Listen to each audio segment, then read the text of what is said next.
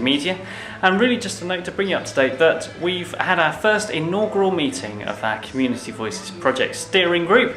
It was made up today of 2 representatives from the Media Trust. That was Jodie and indeed Kim herself, who you will all know from the Community Voices Ning community. We also had representatives from Fenwick 2 in the form of Lisa Delane and Carers Together, Vicky Hamilton-Vey. We also welcomed Marie Shotbolt for the first time to the project. She's from the Young Carers project at Community First New Forest. And we all gathered with the help of Vivian Reid, our development coordinator, and myself to discuss the project at length, plan out what we're going to do at what point, just firm up what the project was about, the fact that we're serving 2 sides of the community, one, the actual service providers, and indeed the volunteers, and also, of course, bringing those people at the other end out of isolation. That's the carers themselves who feel that they need to access more information and more advice, and in certain circumstances, important support that wasn't there before. So our job as the Park on FM in 2010 is to bring those 2 sides together and really provide the platform for distributing that information and indeed providing an access point for those who are caring for loved ones and friends and need that extra little bit of support. So the project was underway today. It's officially started on the 1st of July. Our first meeting took place today here at the Park at NFCM HQ in Leamington. And after the meeting, I went and spoke to some of the representatives from those supporting organisations to find out how they felt about being involved with this project.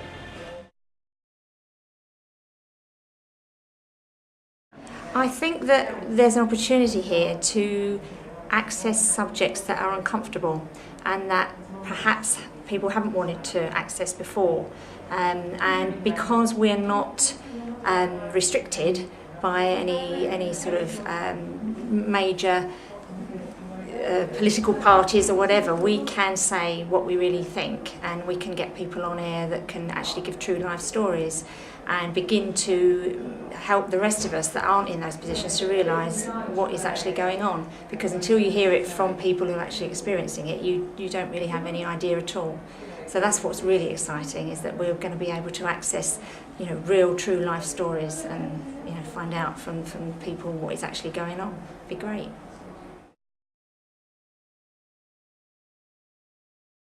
Most people that care that I come across are people that don't see themselves as carers, husbands caring for wives, parents caring for children. They don't see themselves as a carer, they just think that's what they do.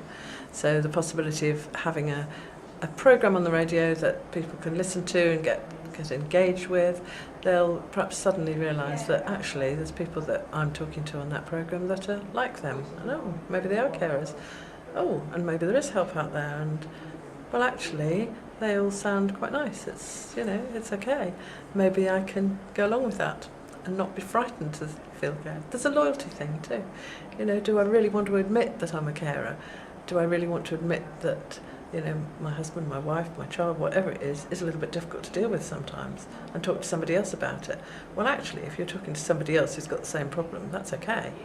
We all do that, because if you can find somebody else that's got the same problem, it's so much easier to talk. So it's a bit about that. But it's very exciting, because lots of people can't get out, lots of people are stuck at home, but they might have the radio on, and they might just think, oh, yes, maybe that is me.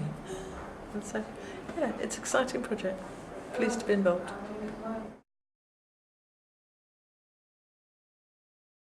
I think carers are very socially isolated, particularly young carers, obviously coming from that perspective.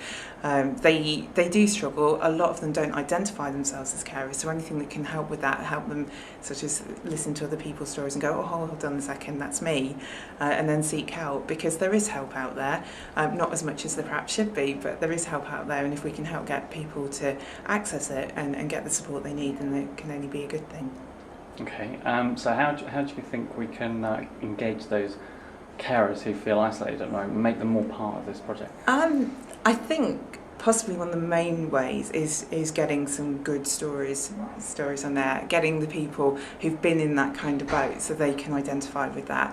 I know that some of the families that I work with, there are children and young people who have got amazing stories to tell, and it's the kind of thing that if other people heard that, they would identify with it, and they would perhaps come forward and get help themselves and and the support that is, as I say, out there.